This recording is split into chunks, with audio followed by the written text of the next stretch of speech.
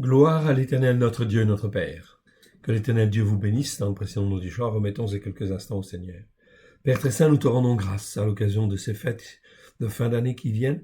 Nous te rendons grâce. Nous te prions que tu puisses ouvrir les yeux, les oreilles de nos cœurs, que nous puissions comprendre la largeur, la longueur, la hauteur, la profondeur de ces fêtes merveilleuses que tu nous donnes au travers de Christ Yeshua, ton Fils bien-aimé.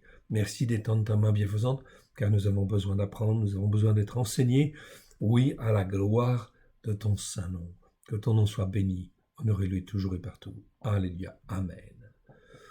C'est ici donc une introduction aux fêtes de l'Éternel, mais plus particulièrement à la fête de Yom Teruah, fête des trompettes, qui a lieu très bientôt. Donc ici, c'est une introduction afin de préparer cette fête. Nous allons voir au niveau prophétique ce que le Seigneur en fait nous donne, en fait ici, pour introduire cette fête. Cette fête est très importante, oui, bien sûr, comme toutes les fêtes, mais elle a, en fait ici, il faut en comprendre la dimension messianique et prophétique. Je ne vais pas refaire l'étude que nous avons déjà faite, mais nous allons faire là une introduction. Pour resituer le contexte, lisons d'abord 1 Thessaloniciens 4, versets 13 à 18, que je vais en fin de compte ici simplement présenter, faire quelques petits commentaires, mais nous avons étudié ce passage dans l'étude que vous verrez en fait après. Ici, il s'agit de l'enlèvement de l'assemblée des croyants en Yeshua. Quand est-ce que cela aura-t-il lieu?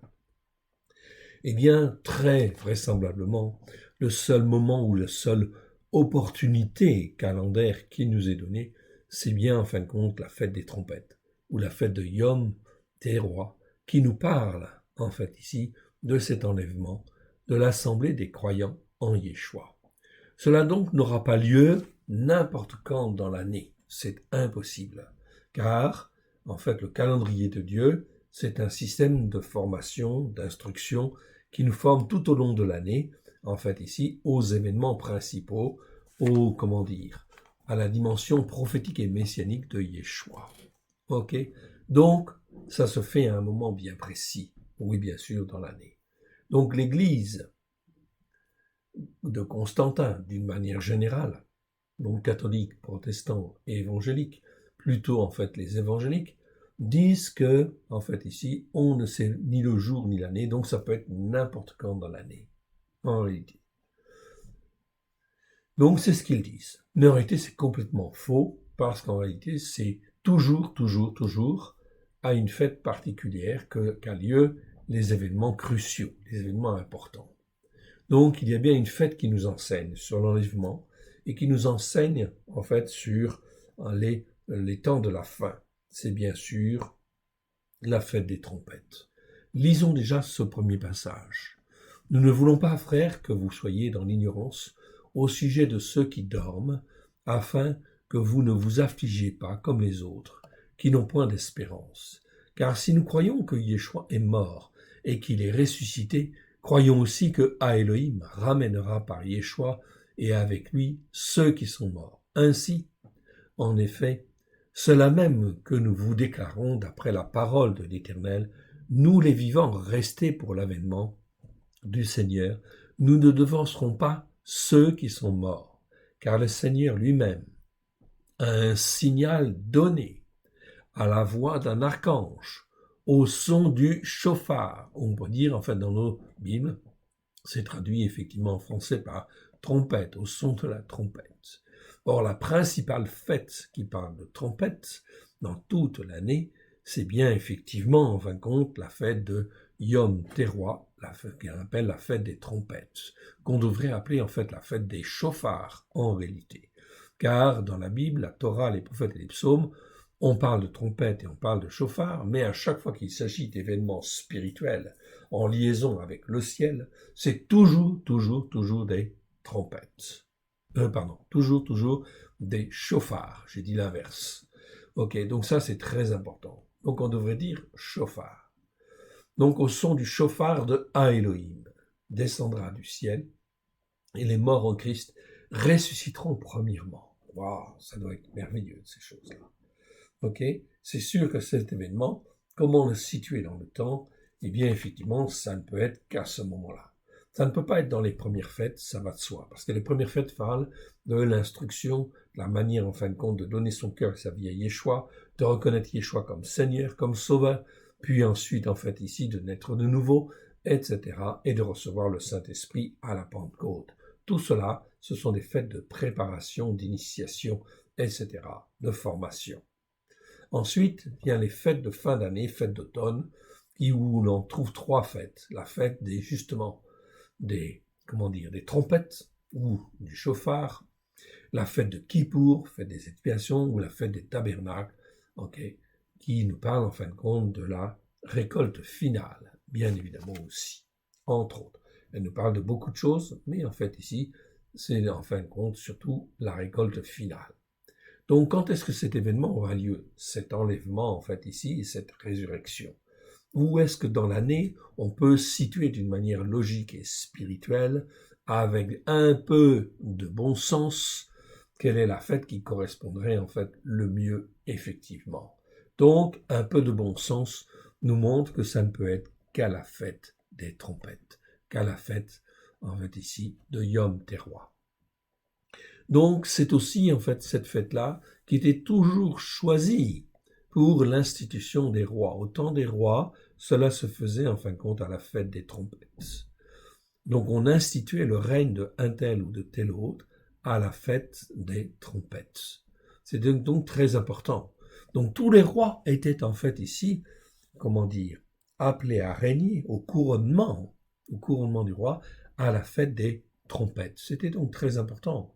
Donc on peut dire en fait aussi quelque part, est-ce que l'Antichrist, lorsqu'il viendra, ne viendrait-il pas à une fête des trompettes? Oui, c'est bien possible aussi, oui.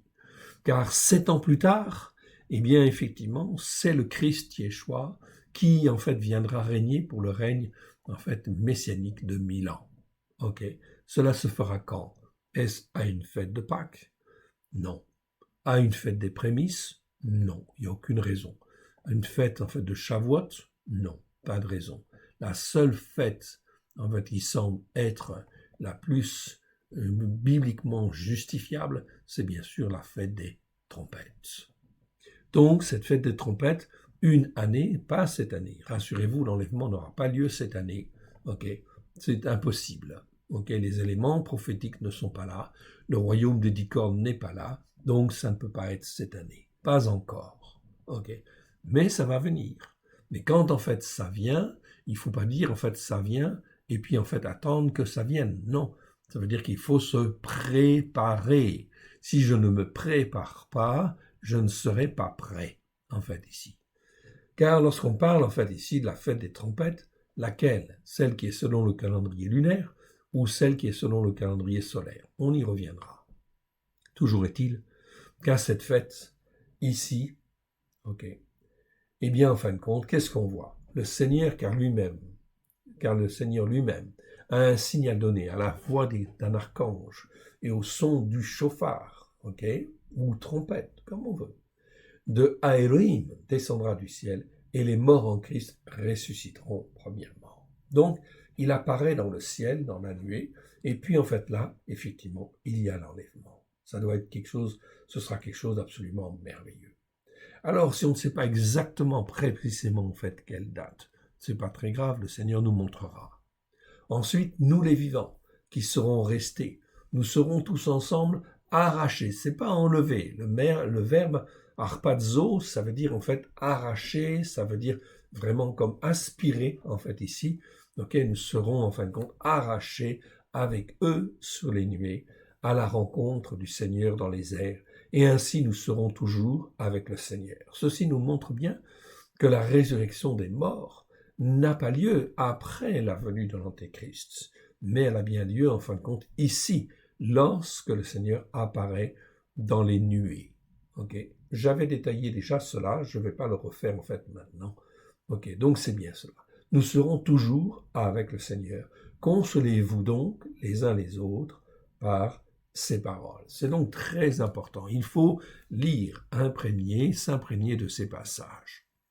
La traduction que vous avez sous les yeux, vous l'avez en fin de compte dans notre nouvelle traduction, en fait, du Nouveau Testament, qui s'appelle la Torah accomplie. Bien sûr, tous les versets ont été revus, pour être dans la pensée hébraïque, bien évidemment, sur la pensée en fait hébraïque qui est bien posée sur la Torah, les prophètes et les psaumes.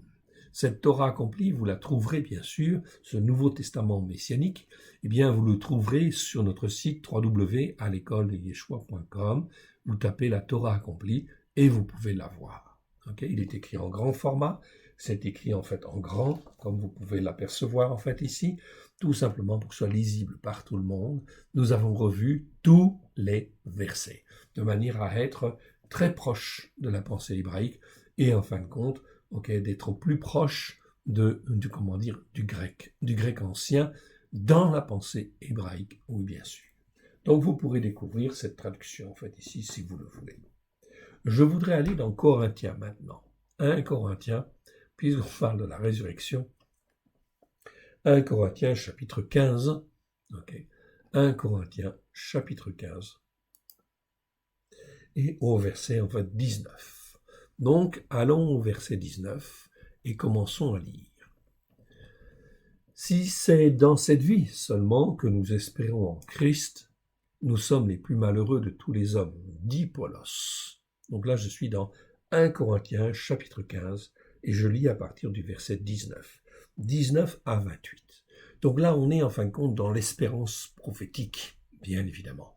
Il faut bien en fin de compte que notre foi puisse reposer sur la parole de Dieu, sur l'espérance que Dieu nous donne dans les Écritures. Donc nous espérons en Christ, oui, mais pas seulement dans cette vie-là. Mais si c'est dans cette vie seulement que nous espérons en Christ, nous sommes les plus malheureux de tous les hommes. Car ça veut dire qu'il y a une fin, à notre mort il n'y a plus rien. Mais maintenant Christ est ressuscité des morts, il est les prémices de ceux qui sont morts. Voilà pourquoi la fête des prémices parle justement de ces prémices, de ceux qui sont vivants, en fait ici. Il est les prémices de la vie. Voilà pourquoi la fête des prémices doit toujours être placée 3 jours, en fait ici, après le Shabbat, le lendemain du Shabbat, qui suit, en fait ici, la fête de Pâques. Oh oui, bien sûr. Ceci est très important afin de glorifier la résurrection, bien sûr, de Christ, qui est les prémices de la vie éternelle. Voilà donc, tant que je ne comprends pas dans ma tête, ces choses-là, eh bien, ça veut dire qu'il faut que j'écoute et que je mette en pratique, etc. Ces fêtes-là, pour vraiment rentrer dans la dimension messianique et prophétique de ces fêtes. C'est donc très important, mais pas sur n'importe quel calendrier. Oui, bien sûr, sur le calendrier, en fait, solaire, calendrier des jubilés du roi David. C'est donc très important. Il ne faut pas être sur n'importe quel calendrier, oui, bien sûr. Car si j'attends la fête des trompettes selon le calendrier lunaire, il y a de fortes chances que je sois décalé, en fait, ici. Donc c'est mieux effectivement de se caler, ou d'apprendre à se caler, sur le calendrier, en fin de compte, du roi David, que vous trouverez aussi sur notre site www.alecoledeyeshua.com. Verset 21, verset 20, je reprends. Mais maintenant Christ est ressuscité des morts, il est les prémices de ceux qui sont morts. Car, puisque la mort est venue par un homme, c'est aussi par un homme qu'est venue la résurrection des morts. Et comme tous meurent en Adam, de même aussi, tous seront revivifiés dans le Christ. C'est-à-dire renouvelés, en fait, ici, revivifiés, c'est-à-dire qu'ils auront la vie de nouveau. Une vie pleine et entière, même s'ils sont morts. Tous meurent en Adam. Donc nous sommes fils d'Adam, donc on meurt en priori tous. Sauf ceux qui seront enlevés. De même, aussi, tous seront revivifiés dans le Christ. Mais chacun en son rang. Christ comme prémisse, donc là, bien sûr, il est les prémices, on est bien d'accord, puis ceux qui appartiennent à Christ lors de son avènement. Ensuite, viendra la fin, quand il remettra le règne à celui qui est à Elohim et Père, c'est-à-dire le seul Dieu unique et vrai, après avoir détruit toute domination, toute autorité et toute puissance. Donc ça veut dire que Christ a un travail à faire, oui bien sûr, avec ceux qui lui appartiennent. Verset 25, car il faut qu'il règne jusqu'à ce qu'il ait mis tous les ennemis sous ses pieds. Tous ses ennemis sous ses pieds. Donc, Yeshua va régner, et il va régner 1000 ans, oui, bien sûr. Mais pour que nous puissions régner, en fin de compte, avec lui pendant 1000 ans, il faut forcément que les morts ressuscitent en Christ, et que ceux qui sont vivants soient à l'instant, en fait, ici, changés dans un corps incorruptible pour pouvoir vivre 1000 ans avec le Christ. Sinon, ce n'est pas réalisable, en fait, ici. Si nous restons mortels, ça ne va pas. Donc, car il faut qu'il règne jusqu'à ce qu'il ait mis tous les ennemis sous ses pieds. Le dernier ennemi qui sera réduit à l'impuissance, c'est la mort. Voilà. Donc c'est très clairement en fait écrit ici. En effet, il a tout mis sous ses pieds, mais lorsqu'il dit qu'il lui a tout été, il a dit que tout lui a été soumis, il est évident que celui qui lui a soumis toute chose est excepté, oui bien sûr. Et lorsque toutes choses lui auront été soumises, alors le Fils lui-même sera soumis à celui qui lui a soumis toutes choses, afin que Elohim soit tout en tous. Il y a donc en fait ici un travail spirituel qui doit se faire de manière à ce que Elohim puisse, en fin de compte, être en chacun de nous à la gloire de l'Éternel. Oui, bien sûr, au travers de Christ Yeshua. Donc le Christ, que Dieu soit formé en fait en nous, que nous puissions devenir vraiment en fait d'une manière pleine et entière une habitation de Dieu en esprit. Autrement, que feraient ceux qui se font baptiser pour les morts? Ok, donc là je continue, mais je vais continuer en fait un petit peu plus loin en fait après. Donc il y a bien ici une résurrection et une transformation en fin de compte qui va se faire. Je vais aller dans Thessaloniciens, je reviendrai ici dans 1 Corinthiens 15. Ok, j'aurais peut-être pu continuer, tout à fait. Bon. Ça va être un petit peu plus long, c'est tout. Ok, mais c'est trop intéressant quand même. Autrement, que feraient ceux qui se font baptiser pour les morts si les morts ne ressuscitent absolument pas? Pourquoi ne se font-ils baptiser pour eux? Et nous, pourquoi sommes-nous à toute heure en péril? Chaque jour, je suis exposé à la mort. Je l'atteste, frère, par la gloire dont vous êtes pour moi le sujet. En Christ Yeshua notre Seigneur. Si c'est dans des vues humaines que j'ai combattu, bon, ça je vais passer sur tout ça. Ok, tout simplement. Ok, et on va aller en fait au verset 51. Vous pouvez le lire dans votre Bible, ok, mais je veux gagner un petit peu de temps en fait ici. Ok, donc je vais en fin de compte ici maintenant, ok, dans le verset 51 de ce même chapitre. Voici, je vous dis un mystère. Nous ne mourrons pas tous, mais tous nous serons changés, en un instant, en un clin d'œil, au dernier chauffard. Alors au dernier chauffard, c'est quel chauffard? Ou à la dernière trompette dans certaines traductions. Il est vrai que dans l'Apocalypse, on nous parle de 7 trompettes qui ont lieu lors du dernier saut. Il ne s'agit pas du tout de la 7e trompette dans ce saut-là. Absolument pas. Car en fait ici, ces 7 trompettes ont lieu pendant le règne de l'Antéchrist. Or, nous ne sommes pas là dans le règne de l'Antéchrist. En fait ici, en un instant, en un clin d'œil, au dernier chauffard, à la dernière, en fin de compte, trompette, ou à la dernière fête des trompettes, si l'on veut. C'est de ce nom-là dont on parle, en fait, ici. La dernière qui clôture, en fait, le temps des nations. C'est cette dernière trompette-là, ce dernier chauffard qui est important. Ça veut dire que, en fait, le temps des nations est terminé. Ok, donc ça veut dire que la grâce parmi les nations est terminée et l'Antéchrist va venir régner. Il va régner. Donc, en fait, ici, comme il va régner incessamment sous peu, cela veut dire que c'est le temps d'Israël qui reprend. La Bible, en fait, est très claire. Dans Daniel, il y a 69 semaines jusqu'au retrait du Messie. Le Messie qui a été enlevé dans les lieux célestes. Daniel, en fin de compte, 7, versets 24 à 27, si ma mémoire est bonne. Donc là, on dit 69 semaines jusqu'au Messie retranché. Ensuite, il y a une semaine, c'est-à-dire une période de 7 ans, où là, c'est Israël qui reprend le flambeau de l'évangélisation. Voilà pourquoi cette dernière trompette qui symbolise en fait ici la fin du temps des nations. Et le début, en fait, de la 70e semaine, c'est-à-dire la période de 7 ans qui reste à couvrir pour que Israël puisse accomplir la prophétie.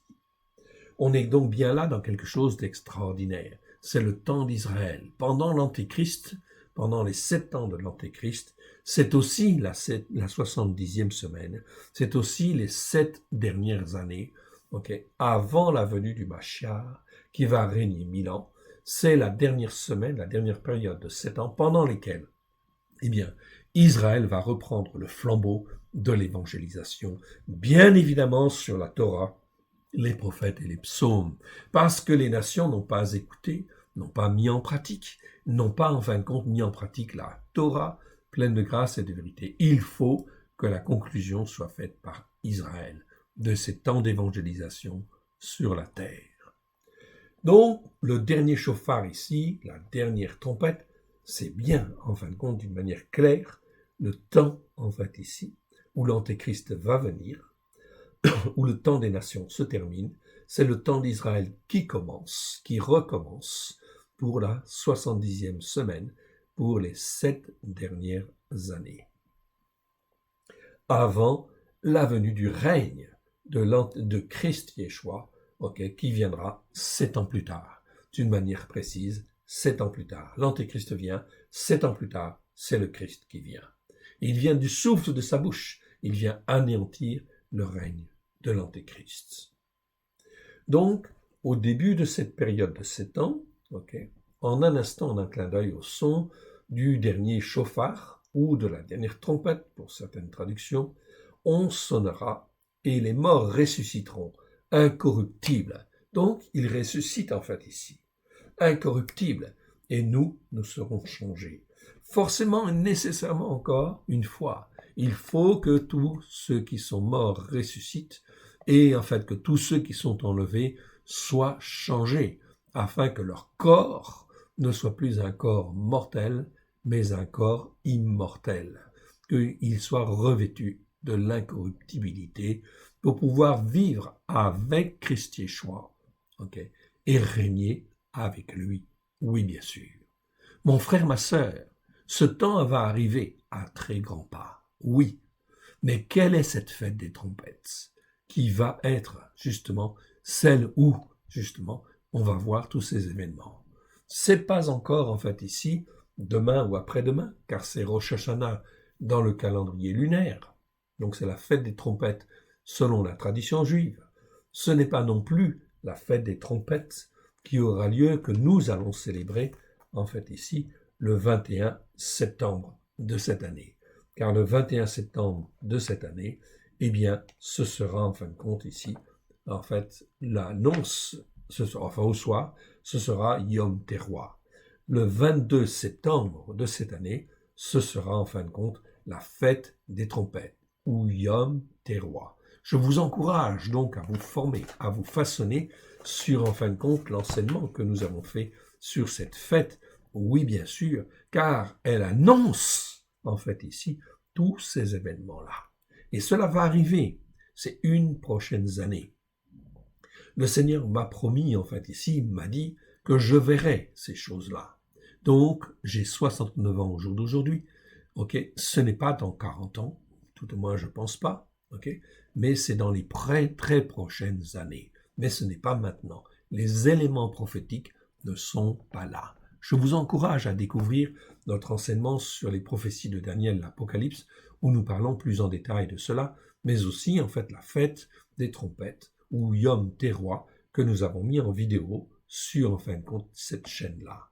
Bien évidemment, ces éléments sont très importants. Il faut les écouter, les étudier, les mettre en pratique. Il faut les mettre en pratique. Si je ne les mets pas en pratique, pour Dieu, ça veut dire que je n'ai pas écouté. Vous pouvez pratiquer la fête des trompettes selon le calendrier lunaire ou le calendrier solaire. Peu importe, l'essentiel c'est d'apprendre en fait déjà. Mais après, il faudra effectivement quand même se caler sur le calendrier en fait messianique du roi David. C'est préférable. Sinon, vous manquerez le rendez-vous. Mais en fait ici, est-ce que vous serez prêt? En fait ici, c'est ça la question. Donc Dieu ne va pas trop vite, oui bien sûr, parce qu'il est important et fondamental de nous former et de nous façonner. Verset 53. Car il faut que cette corruptibilité-là revête l'incorruptibilité et que ce corps mortel-là revête l'immortalité. Mon frère, ma sœur, si tu dois régner avec Christ pendant 1000 ans, il faut forcément que tu sois changé. Ok. Et ça a lieu en fin de compte à un moment bien précis, au son du dernier chauffard ou de la dernière trompette, qui en fait montre que c'est la fin du temps des nations. Ok, très important. Donc il faut recaler en fait les événements avec un peu de bon sens. Verset 54. Alors, lorsque cette corruptibilité-là aura revêtu l'incorruptibilité, et que ce corps mortel, nos corps, auront revêtu l'immortalité, alors s'accomplira la parole qui est écrite, la mort a été engloutie dans la victoire. Dans la victoire de qui? Eh bien de Christ. Si Christ il est venu il y a 2000 ans, c'est pour nous donner la vie éternelle. Quiconque croit à la vie éternelle. Donc à un moment donné, il faut la recevoir. Et puis cette incorruptibilité, cette vie éternelle, eh bien nous la recevrons en fin de compte là, lorsque par la grâce de Dieu, nous serons changés. Alors aussi, lorsque cette incorruptibilité-là aura revêtu l'incorruptibilité, que ce corps mortel aura revêtu l'immortalité, alors s'accomplira la parole qui est écrite, la mort a été engloutie dans la victoire. Bien sûr, donc il n'y a plus de mort. En fait, ici, la puissance de la mort n'a plus aucun effet sur nous. C'est vraiment une grâce exceptionnelle. Voilà pourquoi cet événement ne peut pas avoir lieu tout de suite, parce qu'il faut que des hommes et des femmes se préparent, en fait aussi, quelque part, à cette résurrection. Verset 55. Ô mort, où est ta victoire? Ô mort, où est ton aiguillon? C'est bien ce qui était écrit ici. Paulos le rappelle, mais c'était écrit dans Osée, Osée chapitre 13, verset 14. Vous pouvez vérifier, bien évidemment. Donc ça, c'est très important. On est là dans l'accomplissement de la Torah, des prophètes et des psaumes. Donc toute l'écriture doit être accomplie. Ok? Donc il faut que la mort soit engloutie, il faut qu'on le voie, en fait, ici. Verset 56. L'aiguillon de la mort, c'est le péché. Et la puissance du péché, c'est la Torah. Oui, parce que la Torah, parce qu'elle est bonne, la Torah, elle va nous expliquer ce que c'est que le péché et la puissance du péché. Donc, si je n'étudie pas la Torah, eh bien, je ne sais jamais, en fin de compte, ce qu'est en fait vraiment un péché devant Dieu. Voilà pourquoi il faut étudier cette Torah toutes les semaines. Il faut se préparer. Il y a donc bien un travail de préparation. C'est pour ça que je vous encourage à écouter les parachutes que nous avons faits afin chaque semaine de pouvoir avancer, d'être instruit et d'être façonné à la gloire de Dieu. Verset 57. Mais grâce soit rendue à Elohim, qui nous donne la victoire par notre Seigneur Christ Yeshua. Oui, bien sûr, ou Yeshua, qui est appelé le Christ, c'est-à-dire celui qui a fait l'expiation et qui vient pour nous expliquer les Écritures avec grâce et vérité. Quelles Écritures? La Torah, les prophètes et les psaumes. Le Nouveau Testament n'a jamais, en fin de compte, annoncé de nouvelles lois qui changeaient les anciennes. Non, le Nouveau Testament est là pour nous montrer que tout est accompli au travers de Christ et que la grâce, en fin de compte, est là, pleine et entière, au travers de Christ Yeshua, afin de pouvoir nous former et nous façonner. Verset 58. Ainsi, mes frères, bien-aimés, soyez fermes, regardez bien ce qui est marqué là, ce que Paulos dit. Ainsi, mes frères, bien-aimés, soyez fermes, inébranlables, travaillant de mieux en mieux à l'œuvre de l'Éternel, sachant que votre travail ne sera pas en vain. Donc nous devons nous préparer à ces événements. On aura plus, en fait, ici, plus on va avancer, plus, en fait, on aura des éclaircissements. Mais la fête, en fait, des trompettes, la fête de Yom Teruah, est une fête extrêmement importante, car elle scelle dans le temps de l'année. Elle scelle dans le temps un moment crucial, celui de l'enlèvement, oui, bien sûr, et celui du changement de nos corps mortels en corps immortels. Encore faut-il avoir étudié la Torah, les prophètes et les psaumes afin d'être formé et façonné. Philippiens 3, versets 20 à 21. Je cite en fait au passage Philippiens 3. Okay. Donc Paulos va reconfirmer en fait ici 3, versets en fait 20 à 21. Allons-y. 20 à 21. Voilà. Mais notre cité à nous est dans les cieux. Mon frère, ma sœur, notre cité, en fait, à nous est dans les cieux. C'est une cité spirituelle, d'où nous attendons aussi comme sauveur le Seigneur Christ Yeshua, qui, verset 21, qui transformera le corps de notre humiliation en le rendant semblable au corps de sa gloire par l'efficacité qu'il a de s'assujettir toutes choses. Donc voilà Paulos qui nous confirme en fait encore un autre en fait un passage au travers de Philippiens. Il parle là aux Philippiens, avant il parlait aux Corinthiens, ici il parle aux Philippiens et il parle de cette résurrection où nous devons être transformés. Notre corps doit être transformé. Il faut, mon frère, ma sœur, se préparer. C'est extrêmement important. Alors, se préparer, oui, bien sûr. Et nous avons en fin de compte plein d'exemples. Je vous donne en fait ici un passage des Écritures. Matthieu, chapitre 25,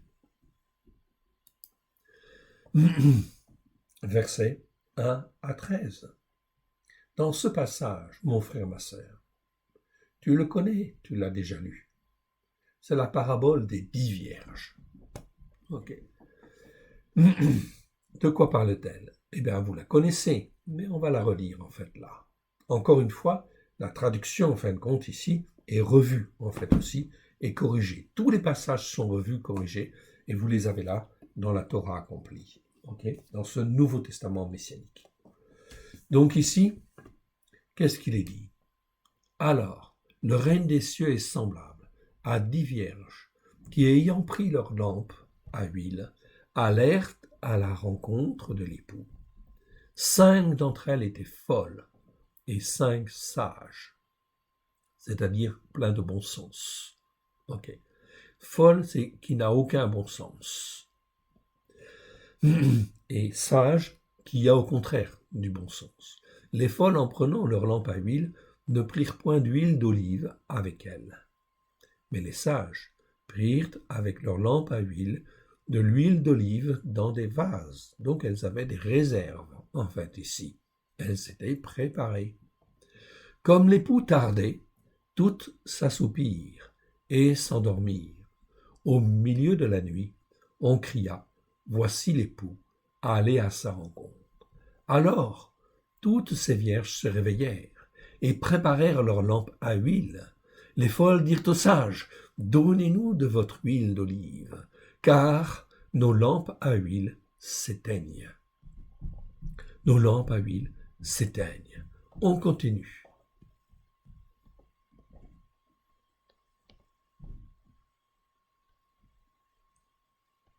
Ah pardon.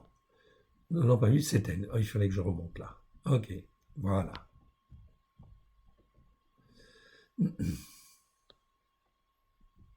Voilà. Les sages répondirent, excusez-moi, il fallait recaler en fait l'ordinateur. Les sages répondirent, non, il n'y en aura pas assez pour vous et pour vous, pour nous et pour vous. Allez plutôt chez ceux qui en vendent et achetez-en pour vous. Pendant qu'elles allaient en acheter, l'époux arriva. Celles qui étaient prêtes entrèrent avec lui dans la salle de noces. Ah, zut.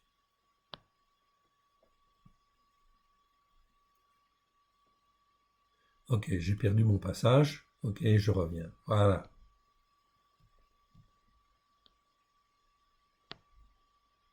Les sages répondirent, on reprend.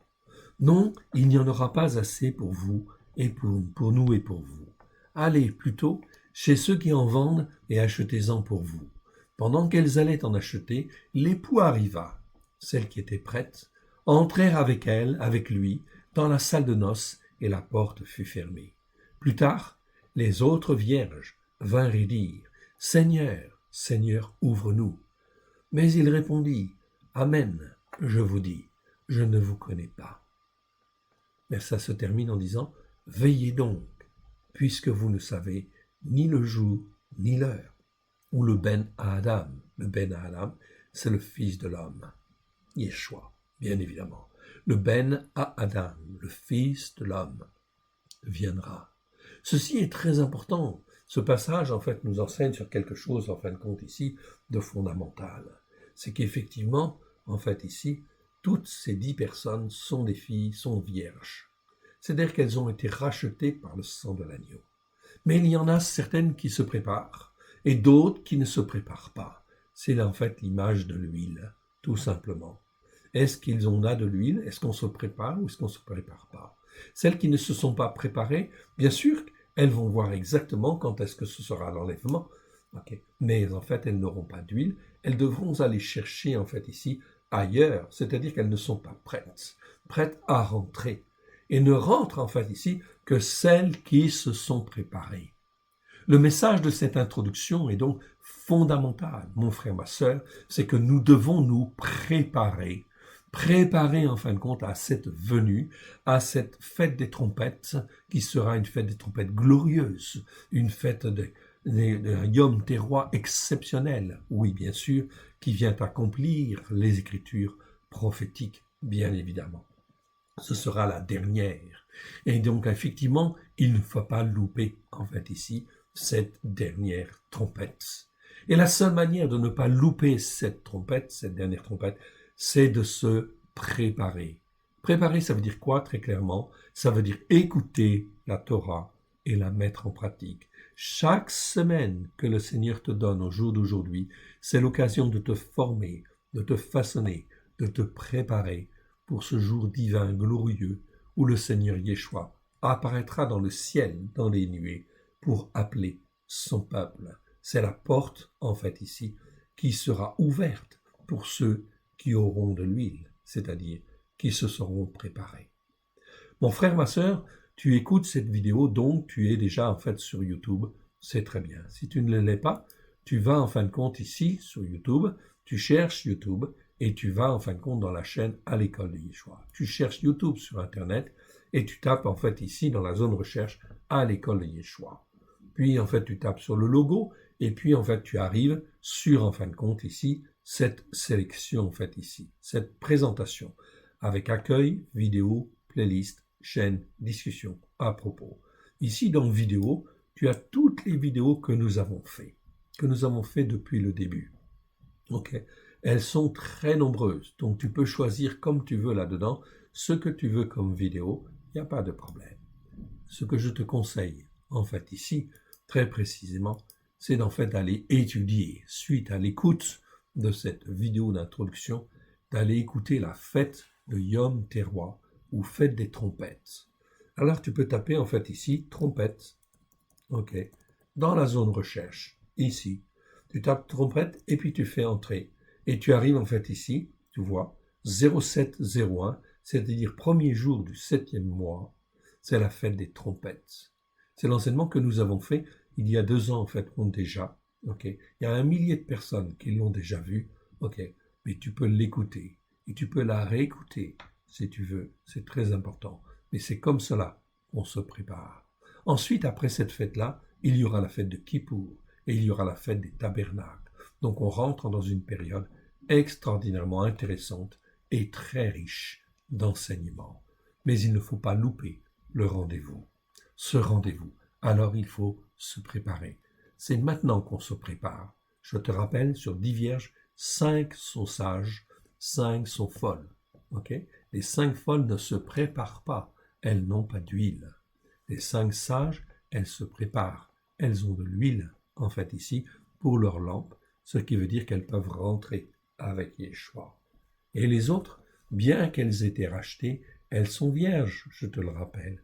Et bien qu'elles sont vierges, elles ne rentrent pas dans le royaume de Dieu, parce qu'elles ne se sont pas préparées.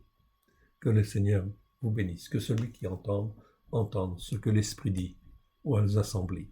Alléluia. Amen.